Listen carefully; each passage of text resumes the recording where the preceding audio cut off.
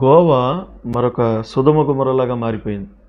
నేను ఈ మాటలు ఎందుకు చెప్తున్నానంటే, పరిశుద్ధ గ్రంథంలో ఆదికాండం 19వ అధ్యాయంలో సొదొమ గుమర్రా అనే ప్రాంతాల గురించి దేవుడు మాట్లాడుతున్నాడు. నాకు అర్థం కాని విషయం ఏంటంటే, బైబిల్ గ్రంథంలో వాక్యము అనేక భాషల్లో, మరి ఆదిమ హిబ్రూ నుంచి భాషాంతరం చేయబడింది. అరామిక్ భాషలో, హిబ్రూ భాషలో, గ్రీకు భాషలో భాషాంతరం చేయబడింది తెలుగులోకి. అయితే అన్ని భాషల్లో కూడా పరిశుద్ధంగా జీవించండి, నిండుగా కప్పుకోండి అని రాయబడింది. కానీ ఏమవుతుంది ఈ ప్రజలకి, ఈ క్రైస్తవులకి ఏమవుతుంది? నేను చాలా బాధపడే విషయం ఏంటంటే, చాలామంది హైందవ సహోదరులు కానీ, అన్యజనాంగం కానీ క్రైస్తవ్యాన్ని ఛేదరించుకునే పరిస్థితులు ఏంటి చెప్పమంటారా? ఇప్పుడు గోవా రాష్ట్రం విషయంలో చూడండి. ఈ మధ్యకాలంలో నేను అది క్రైస్తవ రాష్ట్రం అని చాలామంది చెప్పారు. సరే, అక్కడ ఒక పెద్ద హిస్టారికల్ చర్చెస్ ఉన్నాయి గోవాలో. నేను నా ప్రశ్న ఏంటంటే, ఇప్పుడు నేను అక్కడ టిఫిన్ చేస్తున్నాను గోవాలో.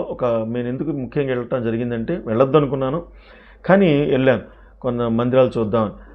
సెయింట్ ఫ్రాన్సిస్ గారు అని ఒక గొప్ప దైవ సేవకులు, ఇప్పటికి కూడా ఆయన డెడ్ బాడీ అక్కడే ఉంది. కొన్ని మరి సుగంధ ద్రవ్యాలతో ఆయన బాడీని చెడిపోకుండా దాన్ని కాపాడుతున్నారు. ఆ బాడీని చూద్దామని నేను వెళ్ళినప్పుడు, వెళ్ళే ముందు కొంచెం ఆకలేసిందని కొంచెం ఇడ్లీ తిందామని నేను ఎదురుగుండా, గేట్ ఎదురుగుండా అక్కడున్న హోటల్లో వెళ్ళాను. కేవలం సెయింట్ ఫ్రాన్సిస్ యొక్క చర్చ్ ఎదురుగుండా హోటల్లోకి వెళ్ళాను. ఆ హోటల్లోకి వెళ్తే నా పక్కన అన్ని బీర్ బాటిల్స్, ఎన్నెన్ని బ్రాండ్స్.